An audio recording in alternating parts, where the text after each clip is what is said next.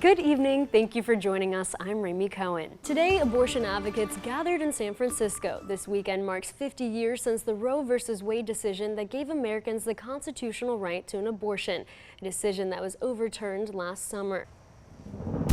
A routine traffic stop turned into a frantic police chase after a man stole an Atlanta police car that led officers on a high-speed pursuit and eventually crashed in front of an oncoming train before police potentially saved his life. First off, happy National Weather Person's Day. Thank We are you. so blessed to have such an awesome weather team here. What did you do to celebrate? Okay, so Tonight, 3 people are dead and 4 are injured after a shooting outside Beverly Hills, California. The Los Angeles Police Department responded to an early morning call of an assault with a deadly weapon. When officers arrived at the scene, they found multiple persons suffering from gunshot wounds. 3 people were pronounced dead at the scene. And speaking of love, today at the 36th Annual Georgia Bridal Show, brides across central Georgia found some wedding inspo. The event had about 20 vendors and hundreds of brides. Couples and bridal parties came to meet with photographers, try food and wedding cakes, and of course check out dresses and tuxedos. Folks today at the Make and Mayhem game had the opportunity to donate to Daybreak. Requested items include canned goods, small toiletries, and cold medicine. After the first Mayhem goal, fans got to throw their donations onto the ice, such as socks, blankets, and t-shirts. Lisa Roberts, a season ticket holder, says she's teaching her son the importance of helping others. Like It's Rami shocking. said, that was peak pandemic material. Was. I mean, It definitely was. Yeah, that and The Last Dance, the Michael Jordan documentary. Yeah, have you seen I that? didn't see any of them. I'm just behind on Jordan, the time. we gotta get Great you stuff. up to speed, my friend. I'll watch them tonight. November 6, 2017, Justin Baxley's life got turned upside down. I'll never forget hearing those words, your dad has been murdered. My life changed that day.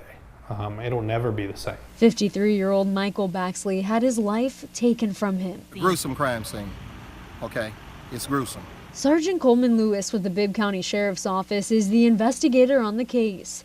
Lewis says Baxley's side door was forced open. We did locate 2 shell casings. We did locate evidence that robbery was the motive. Leaving family, especially his son Justin, to pick up the pieces.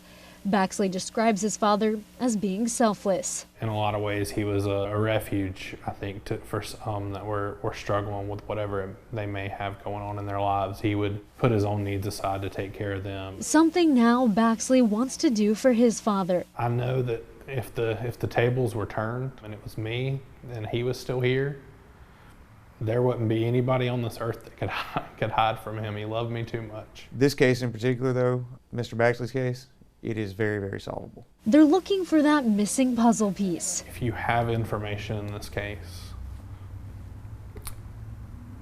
even if you think it's the smallest detail, it may be the thing that breaks the case wide open. I do want closure for the family.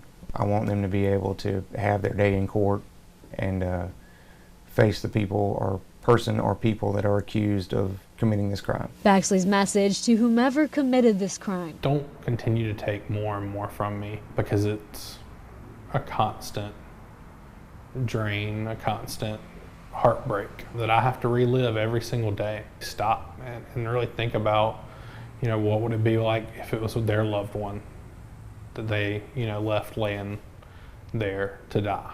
A fight Baxley has no plans on stopping anytime soon.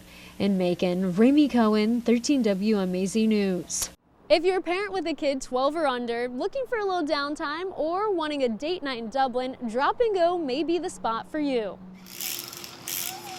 From toy cars to tea parties, the Drop and Go has something for everyone. A couple different people at different times stop in and say, "What is this place? We thought it was the dry cleaners." But has no place for your laundry.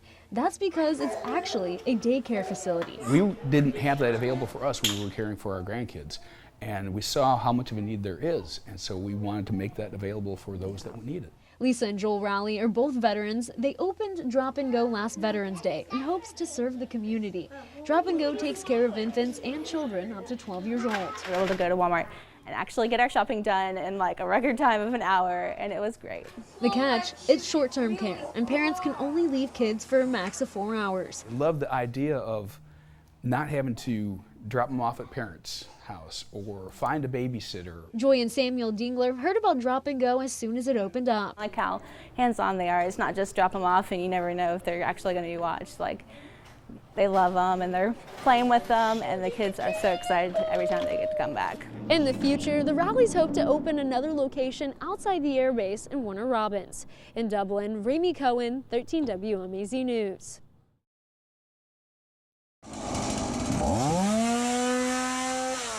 Scenes like these may alarm you. The different reactions people give, some people are super scared, some are like, Or excite you.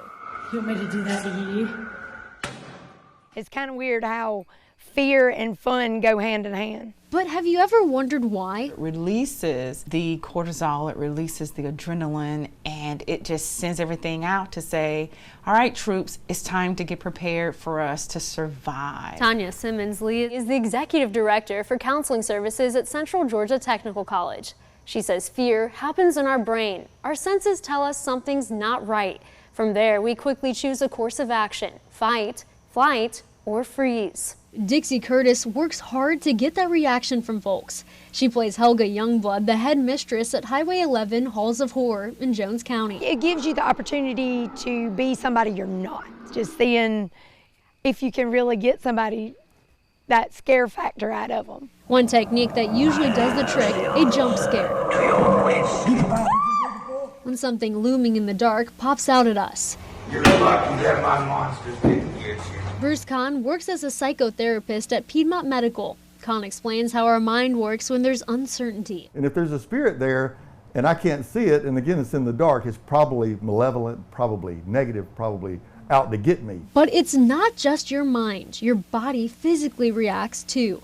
Lee explains what you might experience when you're spooked. The hands are feeling clammy, cold. Your pupils dilate because it needs more light to come in so you can see what the perceived threat is. You may also have the heart racing and the heavy breathing. Your muscles are going to feel tight. The blood is going to your larger organs because if you need to throw a punch, you need to have that strength there. As for the folks haunting you, they're getting a thrill too. Most of the time, that fear of what people will say, or, oh my gosh, they're looking at me. Yeah, they are. We want them to. We want them to look at us because that's what makes it fun, is it gives you the opportunity to be and do something you wouldn't do normally.